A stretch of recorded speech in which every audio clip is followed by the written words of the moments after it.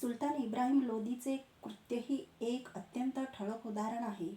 हिंदू राणा संघाचे सहाय्य घेऊन सुलतान इब्राहिम लोदी त्याच्या राज्यावर चाल करून आलेल्या मुस्लिम बाबराशी पानिपत येथे सन 1526 मध्ये लढला, परंतु रणांगणात इब्राहिम लोदीच ठार झाला आणि त्याचे सैन्य उधळले.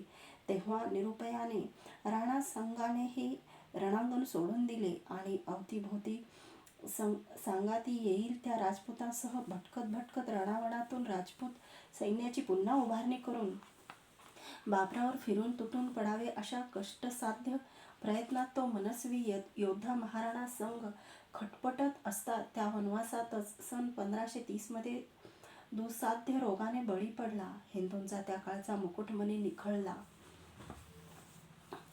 मोगल वंशाची दिल्ली स्थापना.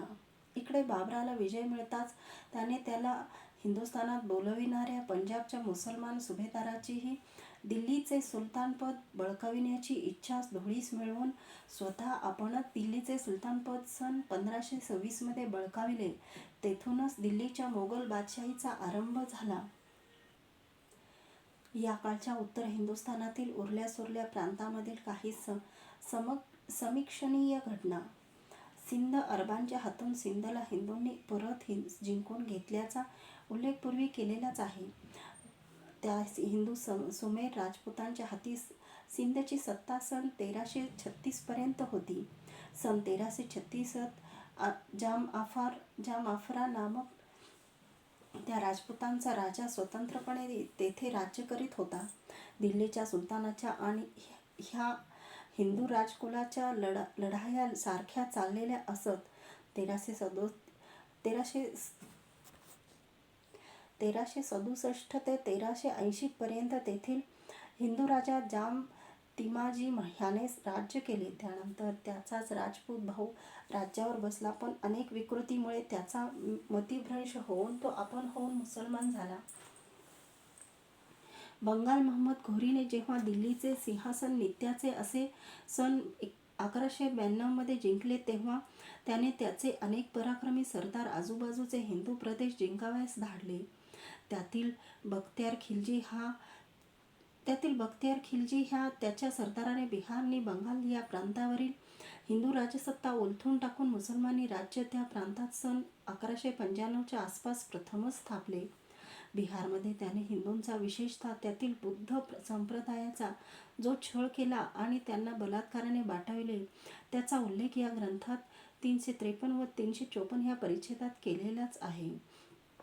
ह्या प्रसंगी जे जगतप्रसिद्ध नालंदा विद्यापीठ तेथे 5 शतकाहून अधिक काळ नांदत होते, त्या पवित्र विद्यापीठाचा सत्यानाश या रानटी अघोरीने विध्वंसक वृत्तीच्या मुसलमानी सेनापतीने केला. तेथील त्या विशाल, अमूल्य, असंख्य अशा प्रचंड ग्रंथसंग्रहालयास त्या मुसलमानांनी आग लावून दिली. असे म्हणतात की ती आग 6 महिनेपर्यंत जळत होती. ती भस्मसात होईतो मुसलमानांनी कोणालाही ती विझवू दिली नाही. शस्त्रबळ नसले तर शास्त्रबळच काय, पण धर्मबळ ही किती पंगू ठरते याचे हे आणखी एक हृदयद्रावक उदाहरण आहे. त्या जळत असलेल्या प्रचंड ग्रंथसंग्रहालयात वैदिक, बुद्ध, जैन इत्यादी धर्मांचे असंख्य पूज्य ग्रंथ होते, पण त्यांचे रक्षण करण्यास न वैदिक देवता आल्या, न प्रत्यक्ष बुद्ध नि जीन. भक्तांचे प्रत्यक्ष शस्त्रबळ हेच देवाचे शास्त्रबळ असते.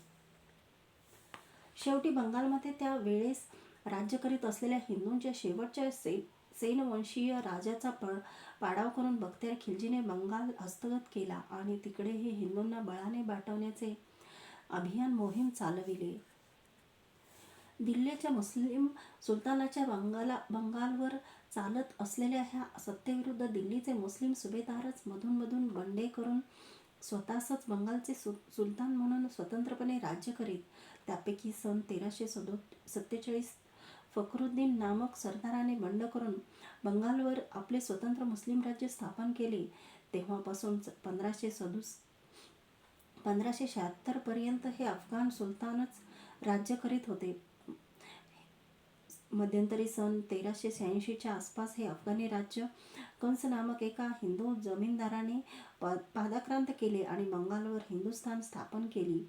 तो राजा कंस सन 1392 मरण पावल्यावर त्याचा मुलगा जितमल्ल ह्यास बंगालचे राज्य प्राप्त झाले. पण तत्रस्थ हिंदूंचा त्या काळचा आकर्तेपणा असा की त्या हिंदू जितमल्ल राजास विपरीत बुद्धी होऊन त्याने स्वतःच मुसलमानी धर्म स्वीकारून जलालुद्दीन असे नाव धारण केले. आणि हेही ध्यानात ठेवण्यासारखे आहे की या दुष्कृत्यासाठी त्याला शासन देणारी एकही हिंदू त्या सबंध बंगाल प्रांतात निघाला नाही.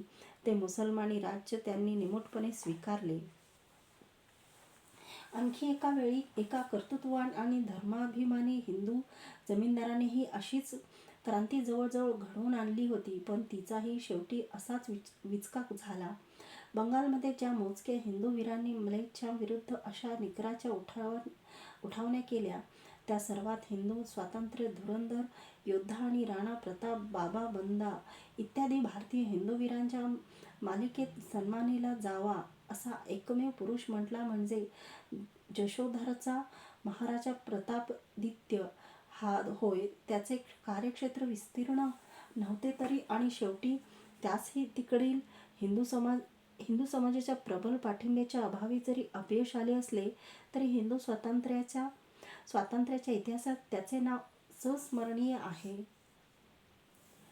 काश्मीर ह्या समीक्षणाच्या ग्रंथात ह्या प्रकरणाच्या कालखंडात काश्मीरच्या इतिहासासंबंधी स्थलाभावामुळे इतके सांगणे पुरे आहे की खाली उत्तर हिंदुस्थानातल्या गुजरात प्रभृती प्रांतातून मुसलमानांचे कितीही उपद्व्याप चालू असले आणि ज्यांची वृत्ते या ग्रंथात अवश्य तितकी उल्लेखलेलीच आहेत, तथापि काश्मीरमध्ये इसवी सन 14व्या शतकापर्यंत हिंदू राज्यच कधी प्रबळपणे तर कधी मंदपणे स्वतंत्रपणे नांदत होते.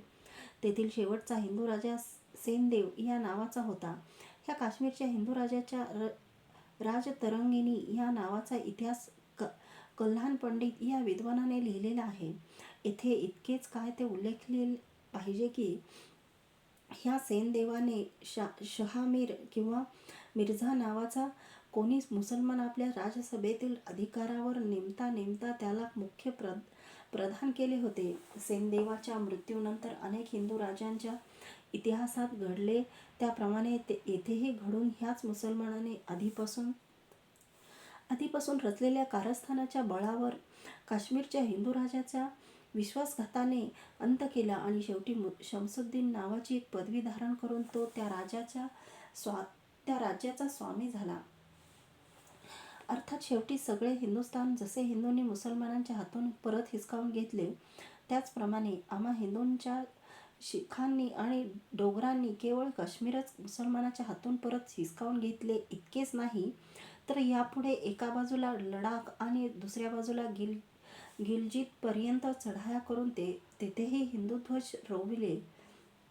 पण ते अनेक रणांगणे गाजवल्यानंतर यथासमय काही शतके पुढे विजयनगरच्या विजयशाली नव्या स्वतंत्र हिंदू राज्याची स्थापना. वाचकांच्या अनुसंधानासाठी मागील प्रकरणातील काही घटनांचे कालदर्शक सन आरंभीस उल्लेखणे आवश्यक आहे. दक्षिणेवर परकीयांची आणि विशेषतः परधर्मीयांची पहिली स्वारी अशी जी झाली म्हणजे सुलतान अल्लाउद्दीनाने केलेले सन 1294 मध्ये देवगिरीवर जी केली तीच स्वारी होय. त्यानंतर अत्यंत कटोविकट त्वरेने एकामागून एक अशा मुसलमानी सुलतानांच्या मालिक काफूर आणि खुसरूखान ह्या पराक्रमी, क्रूर आणि सहस्रावधी हिंदू लोकांना बळाने बाटवणाऱ्या सेनापतीच्या प्रचंड अशा सन 1318 पर्यंत 3-4 स्वाऱ्या दक्षिणेत झाल्या. या 25 वर्षाच्या आत मुसलमानांनी सारा दक्षिण देश पादाक्रांत करून टाकला आणि 5-6 मोठमोठी प्राचीन आणि प्रबळ म्हणून गाजत असलेली देवगिरी ते मलबार पर्यंतची हिंदू राज्ये रसातळाला नेली. हे गेल्या प्रकरणात वर्णिलेले ऐतिहासिक सत्य हिंदू राष्ट्राच्या स्वाभिमानास जितके हिणविणारे आहे आणि आपल्या इतिहासातील एक लांछनीय आश्चर्य आहे, तितकेच ह्या राक्षसी म्लेच्छ शत्रूंच्या प्रलयासारख्या अनावर वेगाने उफाळलेल्या सेनासागरास अगस्तीप्रमाणे एका आचमनात पिळून टाकून ज्या दाक्षिणात्य हिंदूवीरांनी दिल्लीच्या सुलतानी सत्तेच्या पुढील अवघ्या 10-12 वर्षातच चिंधड्या उडवून टाकल्या आणि हिंदू राष्ट्राचे दक्षिणेत्तरी पुनर्निर्माण करणारे एक विजयशाली असे विजयनगरचे नवे हिंदू साम्राज्य उभारले.